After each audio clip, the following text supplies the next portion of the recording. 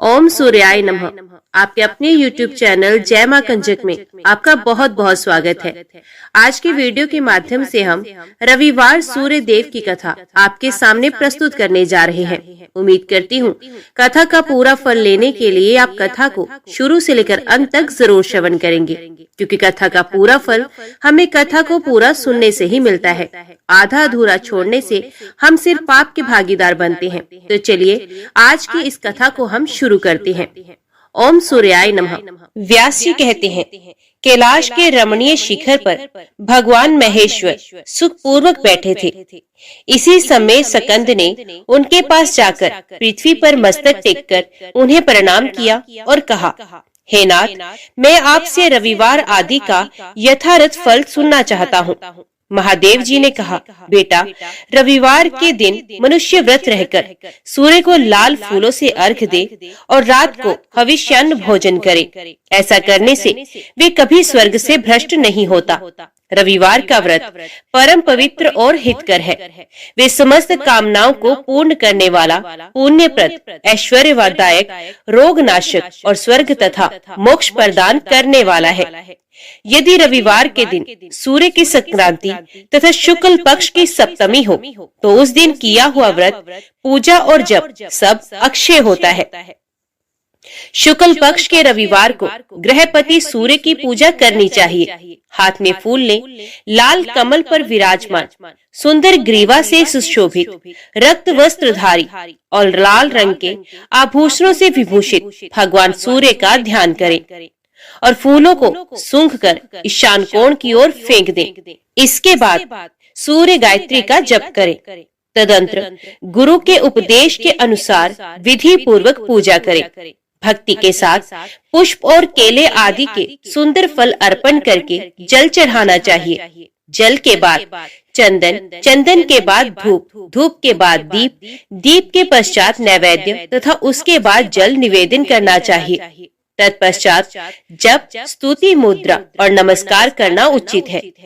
पहली मुद्रा का नाम अंजलि और दूसरी का नाम धेनु है।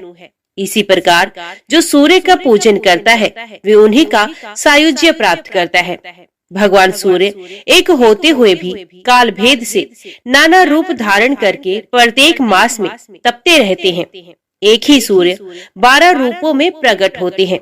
मार्गशीर्ष में मित्र, पोष में सनातन विष्णु, माघ में वरुण, फाल्गुन में सूर्य, चैत्र में भानु, वैशाख में तापन, ज्येष्ठ में इंद्र, आषाढ़ में रवि, श्रावण में गवस्त, भाद्रपद में यम, अश्विन में हिरण्यरेता और कार्तिक में दिवाकर तपते हैं। इस प्रकार 12 महीनों में भगवान सूर्य 12 नामों से पुकारे जाते हैं। इनका रूप अत्यंत विशाल, महान, तेजस्वी और प्रलयकालीन अग्नि के समान देदीप्यमान है। जो इस प्रसंग का नित्य पाठ करता है उसके शरीर में पाप नहीं रहता। उसे रोग, दरिद्रता और अपमान का कष्ट भी कभी नहीं उठाना पड़ता। वे यश, राज्य, सुख तथा अक्षय स्वर्ग प्राप्त करता है।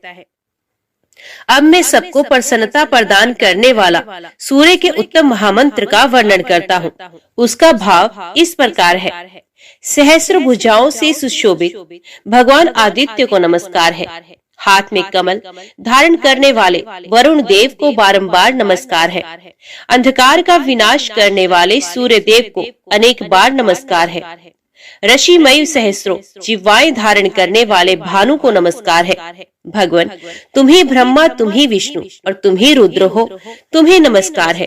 तुम ही संपूर्ण प्राणियों के भीतर अग्नि और वायु रूप से विराजमान हो, तुम्हें बारंबार प्रणाम है। तुम्हारी सर्वत्र गति और सब भूतों में स्थिति है। तुम्हारे बिना किसी भी वस्तु की सत्ता नहीं है। तुम इस चराचर जगत में समस्त देहधारियों के भीतर स्थित हो। इस मंत्र का जप करके मनुष्य अपने संपूर्ण मनोवांछित पदार्थों तथा स्वर्ग आदि के भोग को प्राप्त करता है। आदित्य, भास्कर, सूर्य, अर्क, भानु, दिवाकर, स्वर्णरेता, मित्र, पूषा, त्वष्टा, स्वयंभू और तिमिराश, ये सूर्य के 12 नाम बताए गए हैं।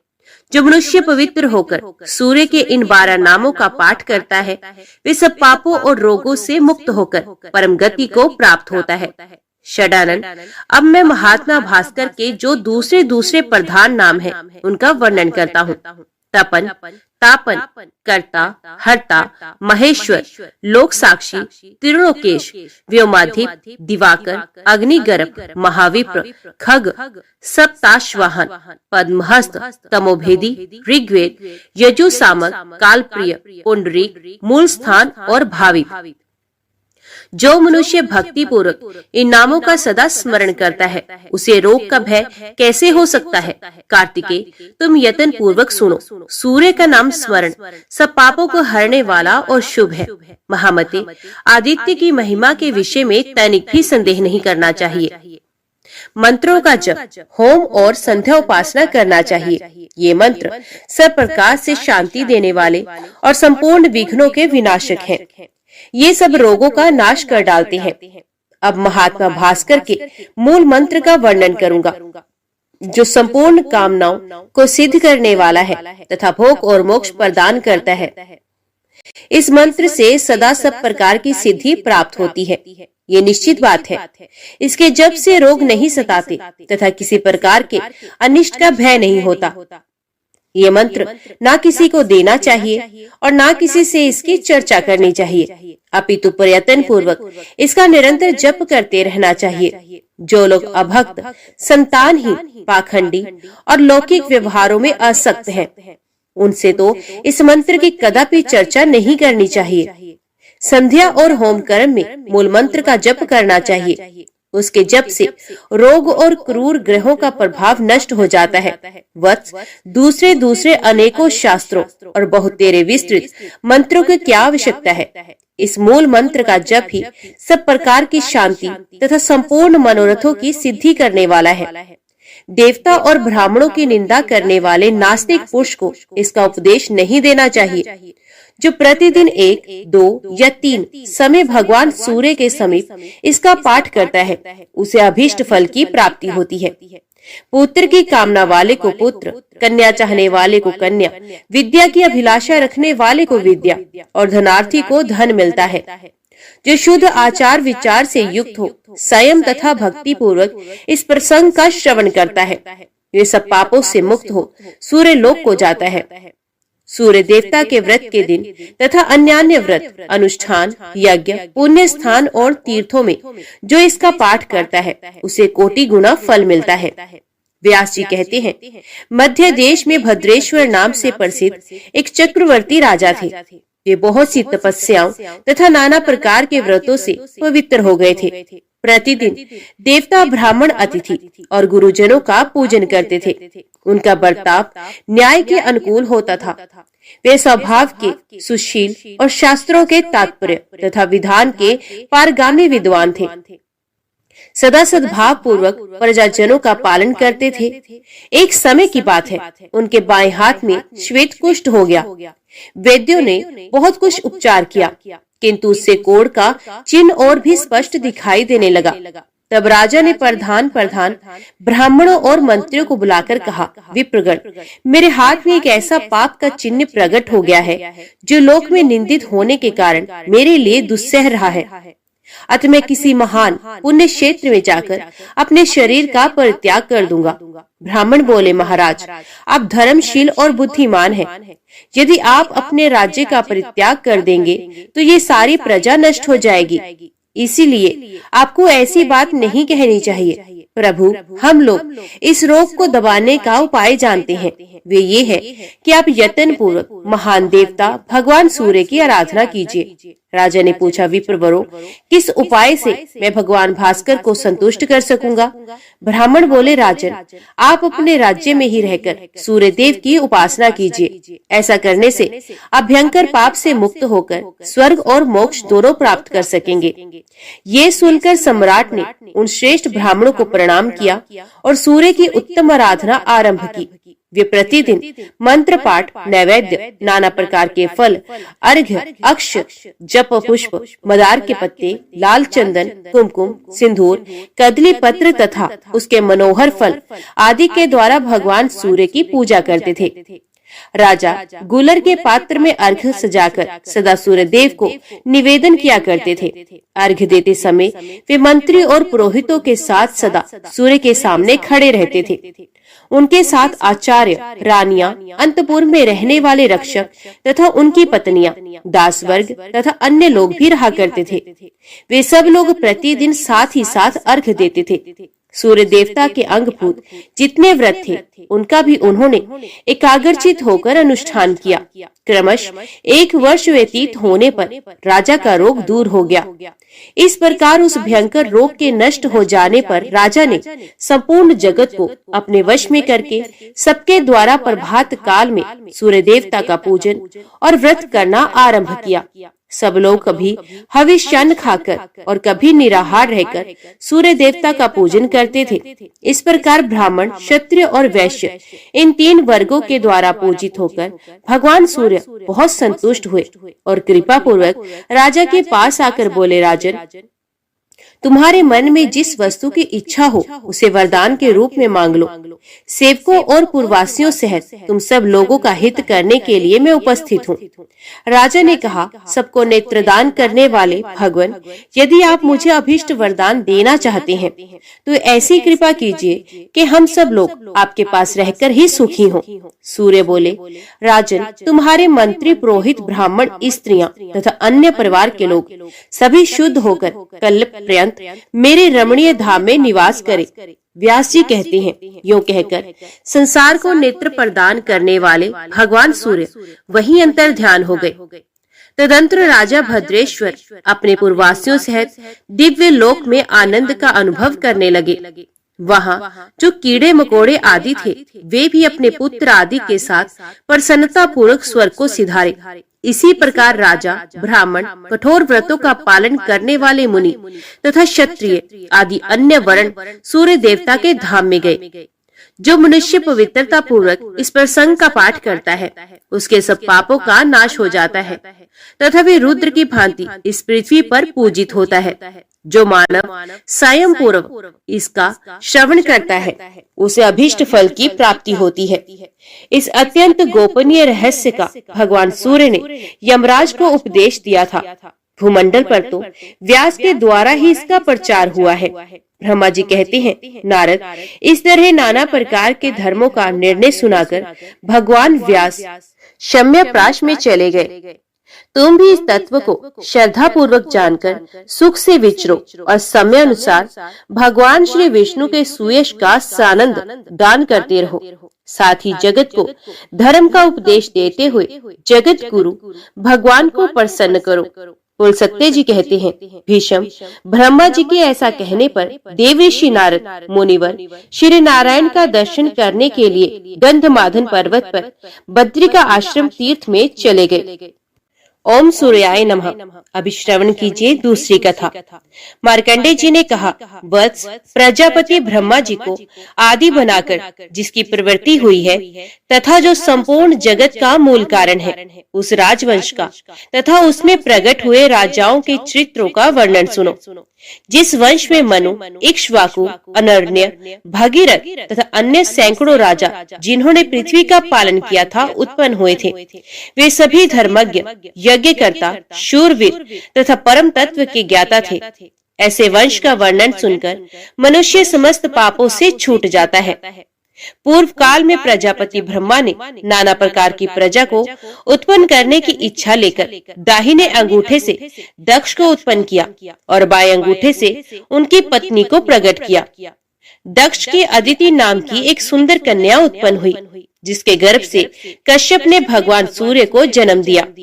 क्रोष्टकी ने पूछा, भगवान, मैं भगवान सूर्य के यथार्थ स्वरूप का वर्णन सुनना चाहता हूँ। वे किस प्रकार कश्यप जी के पुत्र हुए, कश्यप और अदिति ने कैसी उनकी आराधना की, उनके यहाँ अवतीर्ण हुए भगवान सूर्य का कैसा प्रभाव है, ये सब बातें यथार्थ रूप से बताइए। मार्कंडेय जी ने कहा, ब्राह्मण, पहले ये संपूर्ण लोक प्रभा और प्रकाश से रहित था। चारों ओर घोर अंधकार घेरा डाले हुए था। उस समय परम कारण स्वरूप एक अविनाशी एवं बृहत अंड प्रकट हुआ। उसके भीतर सबके प्रपिता महा जगत के स्वामी लोक सृष्टा कमल योनि साक्षात ब्रह्मा जी विराजमान थे। उन्होंने उस अंड का भेदन किया। महामुने उन ब्रह्मा जी के मुख से ओंकार ये महान शब्द प्रकट हुआ। उससे पहले भू और फिर भुवं तदंत्र स्वः ये 3 व्याख्याएं उत्पन्न हुई जो भगवान सूर्य का स्वरूप है। ओंकार इस स्वरूप से सूर्यदेव का अत्यंत सूक्ष्म रूप प्रकट हुआ। उससे मह ये स्थूल रूप हुआ। फिर उससे जन ये स्थूलतर रूप उत्पन्न हुआ। उससे तप और तप से सत्य प्रकट हुआ। इस प्रकार ये सूर्य के 7 स्वरूप स्थित हैं, जो कभी प्रकाशित होते हैं और कभी अप्रकाशित रहते हैं। ब्राह्मण मैंने ओम ये रूप बताया है। ये सृष्टि का आदि अंत अत्यंत सूक्ष्म एवं निराकार है। वही परब्रह्म तथा वही ब्रह्म का स्वरूप है। उक्त अंड का भेदन होने पर अव्यक्त जन्मा ब्रह्मा जी के प्रथम मुख से ऋचाएं प्रकट हुई। उनका वर्ण जपा कुसुम के समान था। वे सब तेजोमय एक दूसरी से पृथक तथा रजोमय रूप धारण करने वाली थी। तत्पश्चात ब्रह्मा जी के दक्षिण मुख से यजुर्वेद के मंत्र अबाध रूप से प्रकट हुए। जैसा स्वर्ण का रंग होता है वैसा ही उनका भी था। वे भी एक दूसरे से पृथक पृथक थे। फिर परमेष्ठी ब्रह्मा के पश्चिम मुख से सामवेद के छंद प्रकट हुए। संपूर्ण अथर्ववेद जिसका रंग भ्रमर और कज्जल राशि के समान काला था तथा जिसमें अभिचार और शांति क्रम के प्रयोग हैं, ब्रह्मा जी के उत्तर मुख से प्रकट हुआ। उसमें सुख में सत्व गुण तथा तमोगुण की प्रधानता है। वे घोर और सौम्य रूप है। ऋग्वेद में रजोगुण की, यजुर्वेद में सत्व गुण की, सामवेद में तमोगुण की तथा अथर्ववेद में तमोगुण एवं सत्व गुण की पदार्थ है। ये चारों वेद अनुपम तेज से देदीप्यमान होकर पहले की ही भांति पृथक पृथक स्थित हुए। तत्पश्चात वे प्रथम तेज जो ओम के नाम से पुकारा जाता है अपने स्वभाव से प्रकट हुए। ऋग्वेद में तेज का व्याप्त करके स्थित हुआ। महामुने इसी प्रकार उस प्रणव रूप तेज ने यजुर्वेद एवं सामवेद में तेज को भी आवृत किया। इस प्रकार उस अधिष्ठान स्वरूप परम तेज ओंकार में चारों वेद में तेज एकत्व को प्राप्त हुए। ब्राह्मण तदंतर वे पूंजीभूत उत्तम वैदिक तेज परम तेज प्रणव के साथ मिलकर जब एकत्व को प्राप्त होता है तब सबके आदि में प्रकट होने के कारण उसका नाम आदित्य होता है। महाभाग वे आदित्य ही इस विश्व का अविनाशी कारण है। प्रातः काल, मध्याह्न तथा अपराह्न काल में आदित्य की अंगभूत वेदत्रिय है जिसे क्रमश ऋक, यजु और साम कहते हैं। वो तपती है। पूर्वाह में ऋग्वेद, मध्याह्न में यजुर्वेद तथा अपराह्न में सामवेद तपता है। इसलिए ऋगोदोक्त शांति क्रम पूर्वाह्न में, यजुर्वेद पौष्टिक क्रम मध्याह्न में तथा सामवेदोक्त अभिचारिक क्रम अपराह्न काल में निश्चित किया गया है। अभिचारिक क्रम मध्याह्न और अपराह्न दोनों कालों में किया जा सकता है, किंतु पितरों के श्राद्ध आदि काल अपराह्न काल में ही सामवेद के मंत्रों से करने चाहिए। सृष्टि काल में ब्रह्मा, ऋग्वेद में पालन काल में विष्णु, यजुर्वेद में तथा संहार काल में रुद्र सामवेद में कहे गए हैं। अतएव सामवेद की ध्वनि अपवित्र मानी गई है। इसी प्रकार भगवान सूर्य वेदात्मा, वेदों में स्थित वेद विद्या स्वरूप तथा परम पुरुष कहलाते हैं। वे सनातन देवता सूर्य ही रजोगुण और सत्व गुण आदि का आश्रय लेकर क्रमश सृष्टि, पालन और संहार के हेतु बनते हैं और इन क्रमों के अनुसार ब्रह्मा, विष्णु आदि नाम धारण करते हैं। वे देवताओं द्वारा सदा स्तवन करने योग्य हैं। वेद स्वरूप हैं। उनका कोई पृथक रूप नहीं है। वे सबके आदि हैं। संपूर्ण मनुष्य उन्हीं के स्वरूप हैं। विश्व की आधारभूता ज्योति भी वही है। उनके धर्म अथवा तत्व का ठीक ठीक ज्ञान नहीं होता। वे वेदांत गम्य, ब्रह्म एवं पर से भी पर हैं। तदंतर भगवान सूर्य के तेज से नीचे तथा ऊपर के सभी लोग संतप्त होने लगे। ये देखकर सृष्टि की इच्छा रखने वाले कमल योनि ब्रह्मा जी ने सोचा, सृष्टि पालन और संहार के कारणभूत भगवान सूर्य के सब ओर फैले हुए तेज से मेरी रची हुई सृष्टि भी नाश को प्राप्त हो जाएगी।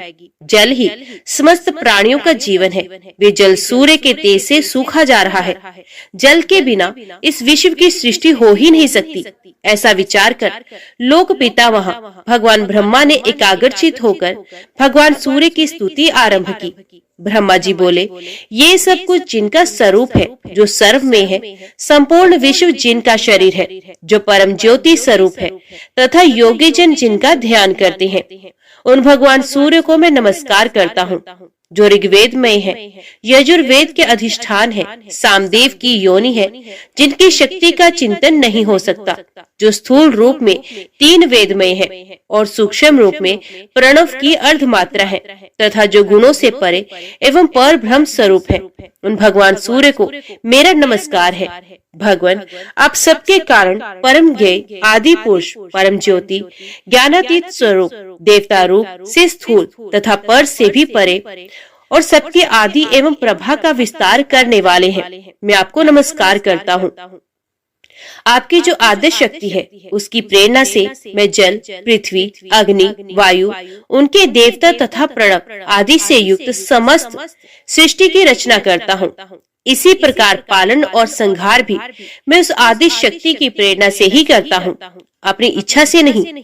भगवान, आप ही अग्नि स्वरूप हैं। आप जब जल सोख लेते हैं, तब मैं पृथ्वी तथा जगत की सृष्टि करता हूँ। आप ही सर्वव्यापी एवं आकाश स्वरूप हैं, तथा आप ही इस 5 भौतिक जगत का पूर्ण रूप से पालन करते हैं।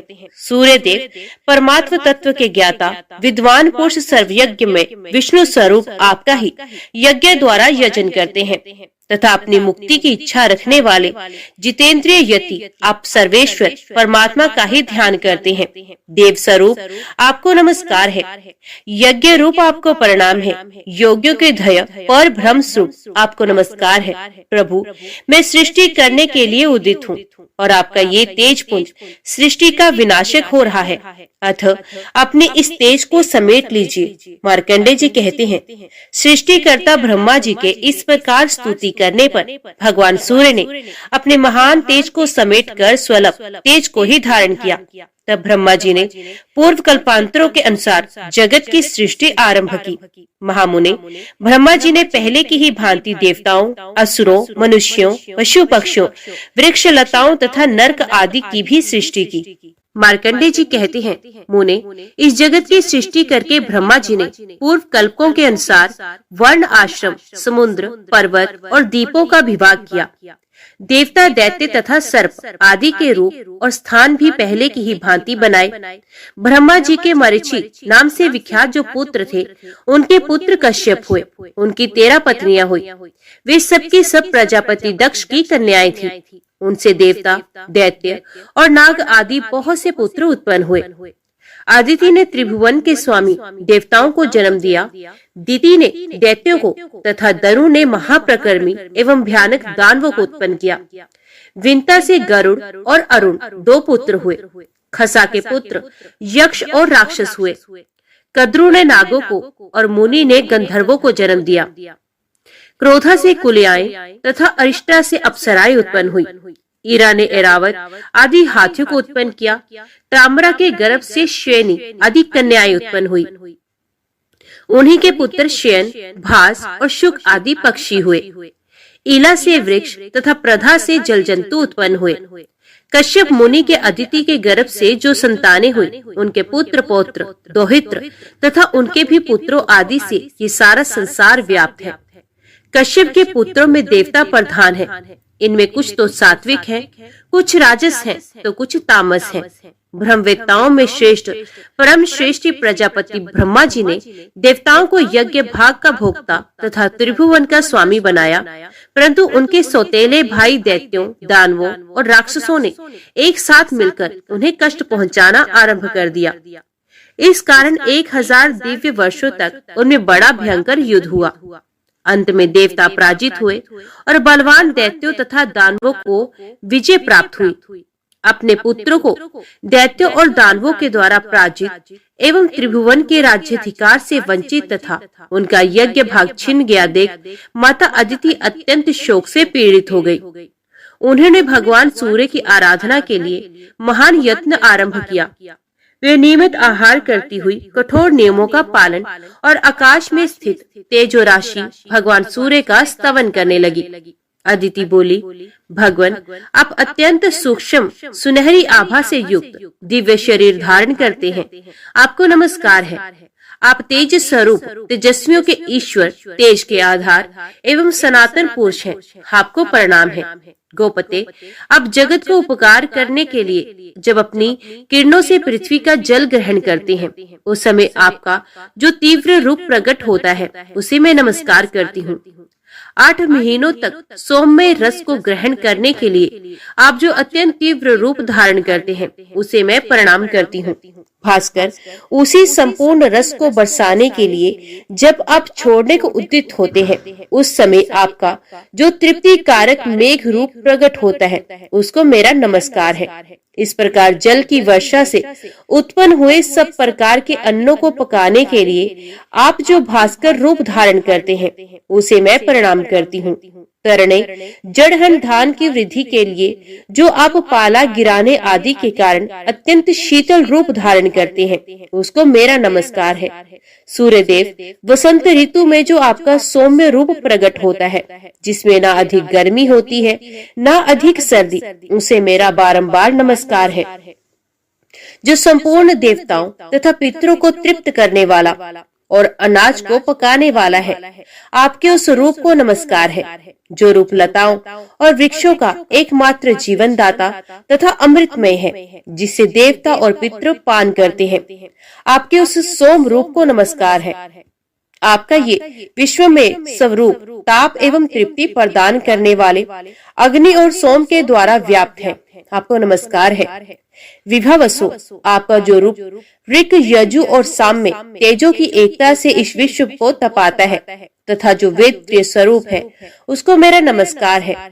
तथा जो उससे भी उत्कृष्ट रूप है जिसे ओंकार कहकर पुकारा जाता है, जो अस्थूल, अनंत और निर्मल है, उस सद्मात्मा को नमस्कार है। इस प्रकार देवी अदिति नियम पूर्वक रहकर दिन रात सूर्य देव की स्तुति करने लगी। उनके आराधना की इच्छा से वे प्रतिदिन निराहार ही रहती थी। तदंतर बहुत समय व्यतीत होने पर भगवान सूर्य ने दक्ष कन्या अदिति को आकाश में प्रत्यक्ष दर्शन दिया। अदिति ने देखा, आकाश से पृथ्वी तक तेज का एक महान पुंज स्थित है। उद्दीप्त ज्वालाओं के कारण उसकी ओर देखना कठिन हो रहा है। उन्हें देखकर देवी अदिति को बड़ा भय हुआ। वे बोली, गोपते, आप मुझ पर प्रसन्न हो।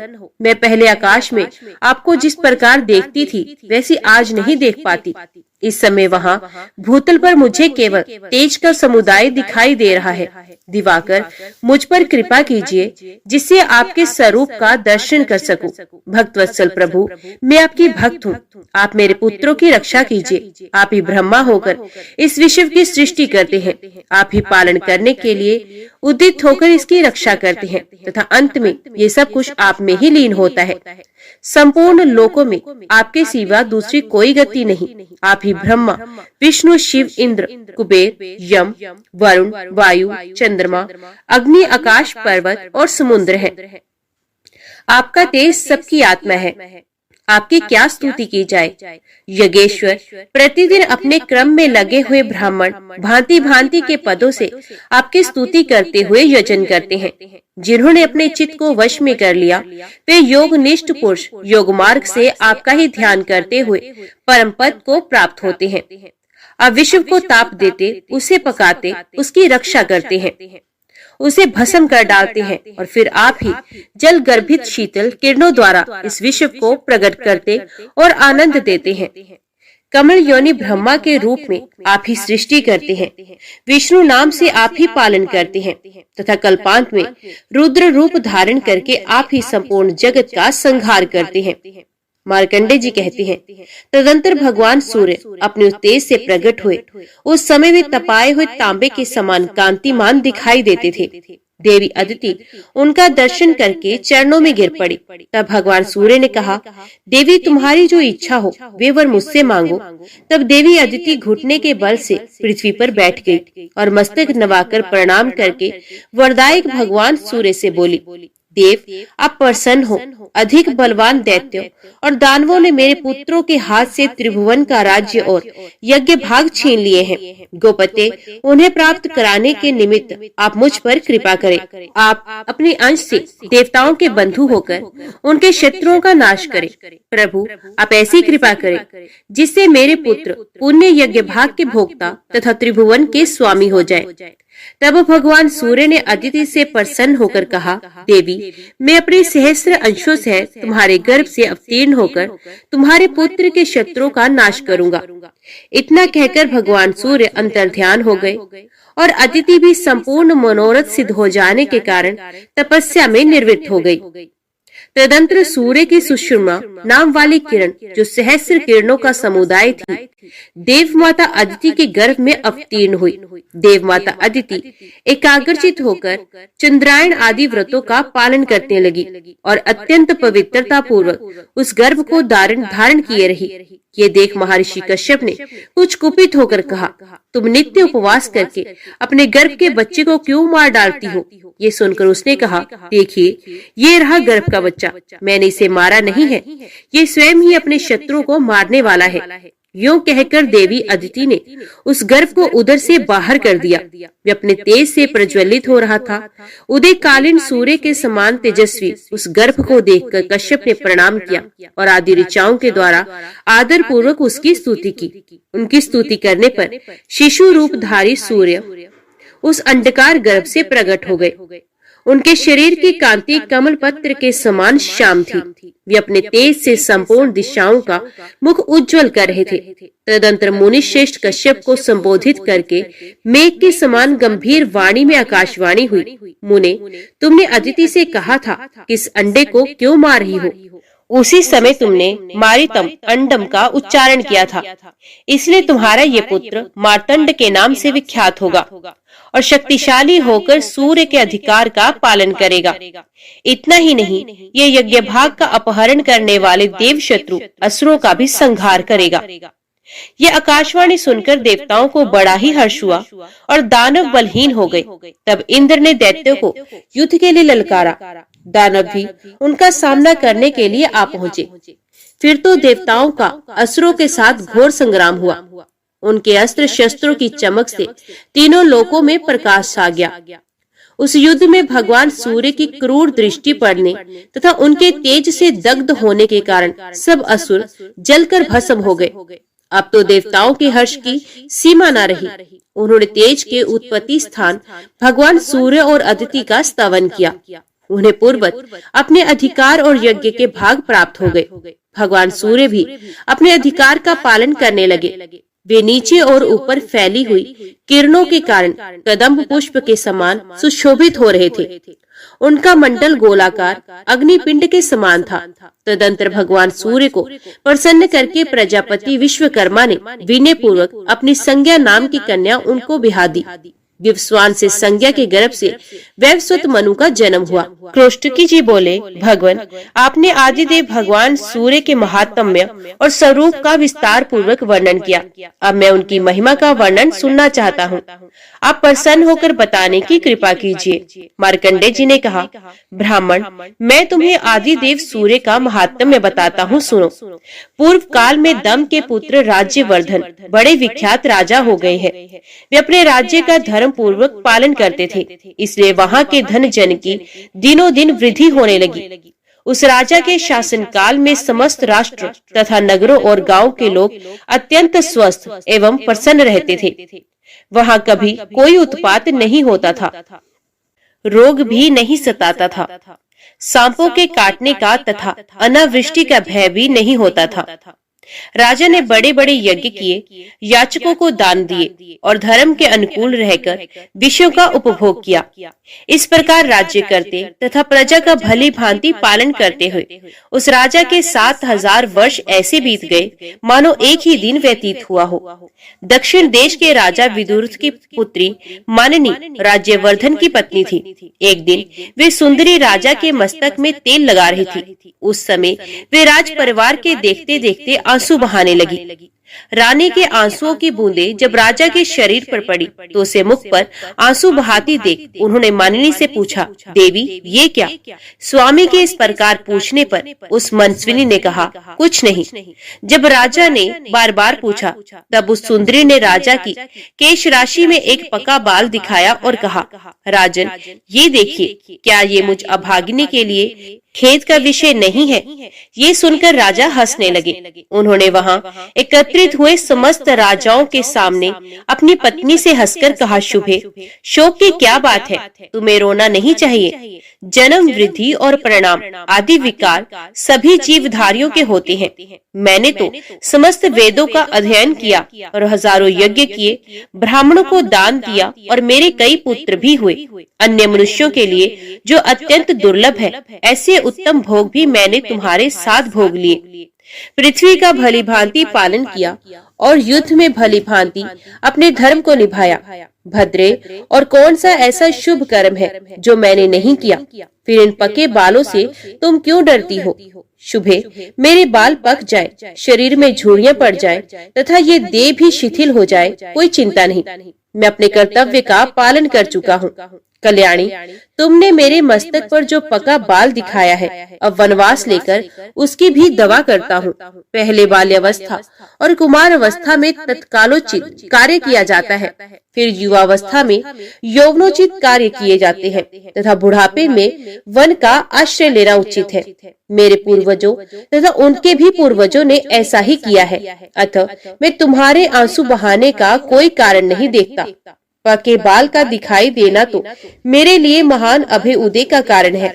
महाराज की ये बात सुनकर वहां उपस्थित हुए अन्य राजा, पूर्ववासी तथा पार्श्ववर्ती मनुष्य उनसे शांति पूर्वक बोले, राजन, आपकी इन महारानी को रोने की आवश्यकता नहीं।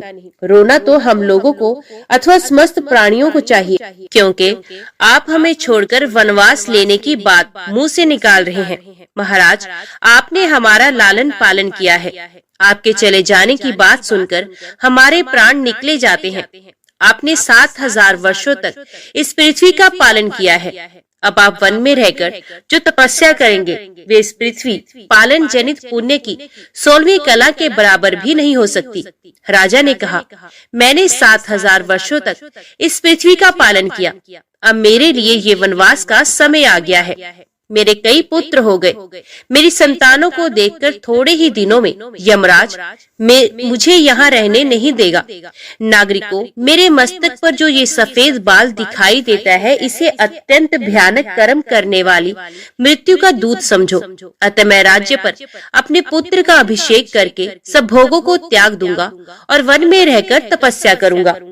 जब तक यमराज के सैनिक नहीं आते तभी तक ये सब कुछ मुझे कर लेना है।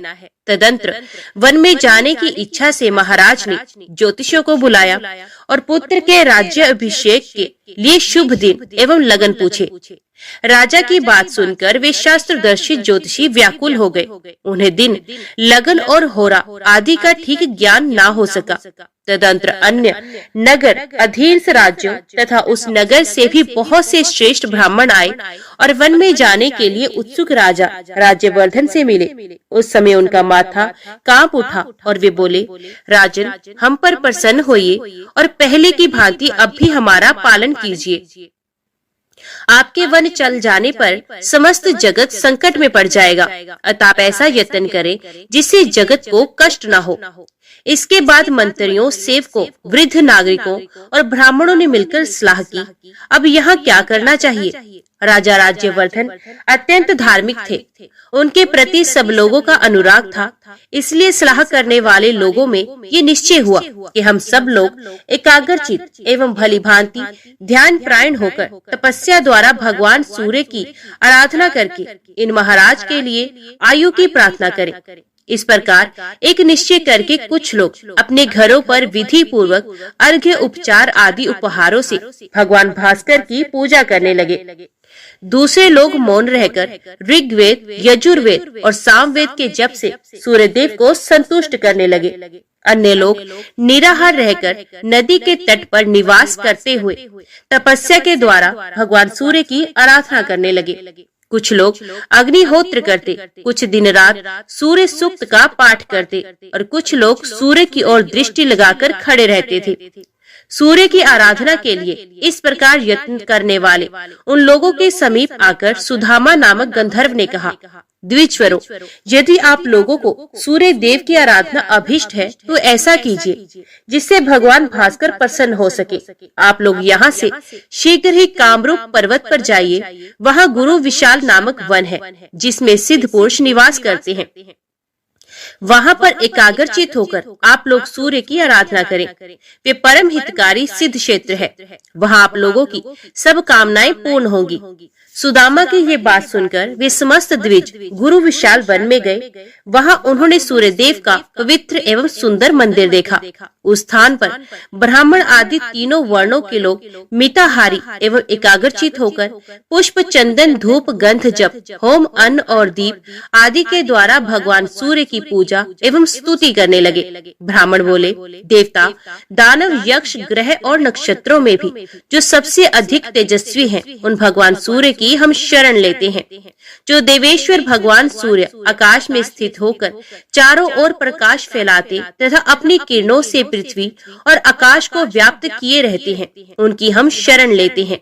आदित्य, भास्कर, भानु, सविता, दिवाकर, पूषा, अर्यमा, स्वर्ण भानु तथा दीप्त दिष्टि, ये जिनके नाम हैं, जो चारों युगों का अंत करने वाले कालग्नि हैं, जिनकी ओर देखना कठिन है, जिनकी परलय के अंत में भी गति है, जो योगीश्वर, अनंत, रक्त, पीत, सित और असित है, ऋषियों के अग्निहोत्रों तथा यज्ञ के देवताओं में जिनकी स्थिति है, जो अक्षर, परम भूत तथा मोक्ष के उत्तम द्वार है, जिनके उदय स्तमन रूप रथ में छंदों में अश्व जुते हुए हैं, तथा जो उस रथ पर बैठकर मेरुगिरी की प्रदक्षिणा करते हुए आकाश में विचरण करते हैं।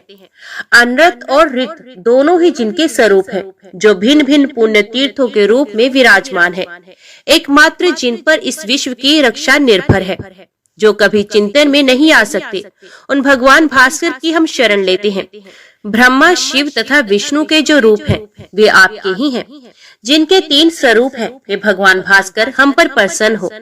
जिन अजन्मा जगदीश्वर के अंग में ये संपूर्ण जगत स्थित है तथा जो जगत के जीवन है, वे भगवान सूर्य हम पर प्रसन्न हो।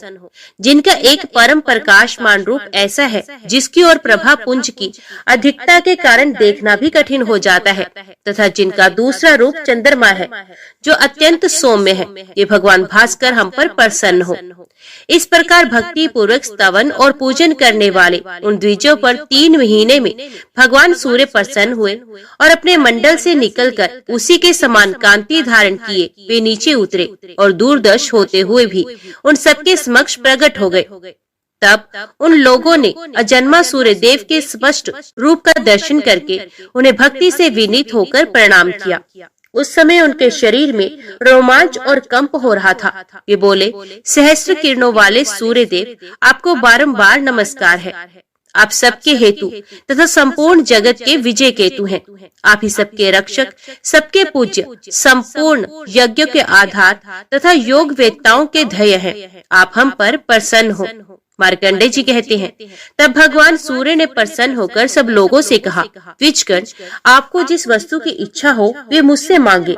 ये सुनकर ब्राह्मण आदि वर्णों के लोगों ने उन्हें प्रणाम करके कहा, अंधकार का नाश करने वाले भगवान सूर्यदेव, यदि आप हमारी भक्ति से प्रसन्न हैं, तो हमारे राजा राज्यवर्धन निरोग, शत्रु विजय, सुंदर केशों से युक्त तथा स्थिर यौवन वाले होकर 10,000 वर्षों तक जीवित रहे। तथास्तु कहकर भगवान सूर्य अंतर ध्यान हो गए। वे सब लोग भी मनोवांछित वर पाकर प्रसन्नता पूर्वक महाराज के पास लौट आए। वहां उन्होंने सूर्य से वर पाने आदि की सब बातें यथावत कह सुनाई। ये सुनकर रानी मानिनी को बड़ा हर्ष हुआ, परंतु राजा बहुत देर तक चिंता में पड़े रहे। वे उन लोगों से कुछ न बोल सके। मानिनी का हृदय हर्ष से भरा हुआ था। वे बोली, महाराज, बड़े भाग्य से आयु की वृद्धि हुई है। आपका अभय उदय हो। राजन, इतने बड़े अभय उदय के समय आपको प्रसन्नता क्यों नहीं होती? 10,000 वर्षों तक आप निरोग रहेंगे, आपकी जवानी स्थिर रहेगी, फिर भी आपको खुशी क्यों नहीं होती? राजा बोले, कल्याणी, मेरा अभय उदय कैसे हुआ? तुम मेरा अभिनंदन क्यों करती हो? जब हजार हजार दुख प्राप्त हो रहे हैं, उस समय किसी को बधाई देना क्या उचित माना जाता है? मैं अकेला ही तो 10,000 वर्षों तक जीवित रहूंगा, मेरे साथ तुम तो नहीं रहोगी। क्या तुम्हारे मरने पर मुझे दुख नहीं होगा? पुत्र पौत्र परपौत्र इष्ट बंधु बांधव भक्त सेवक तथा मित्र वर्ग, वे सब मेरी आंखों के सामने मरेंगे। उस समय मुझे अपार दुख का सामना करना पड़ेगा। जिन लोगों ने अत्यंत दुर्बल होकर शरीर की नाड़ियां सुखा कर मेरे लिए तपस्या की, वे सब तो मरेंगे और मैं भोग भोगते हुए जीवित रहूंगा। ऐसी दशा में क्या मैं धिक्कार देने योग्य नहीं हूँ? सुंदरी, इस प्रकार मुझ पर आपत्ति आ गई, मेरा अभ्युदय नहीं हुआ। क्या तुम इस बात को नहीं समझती?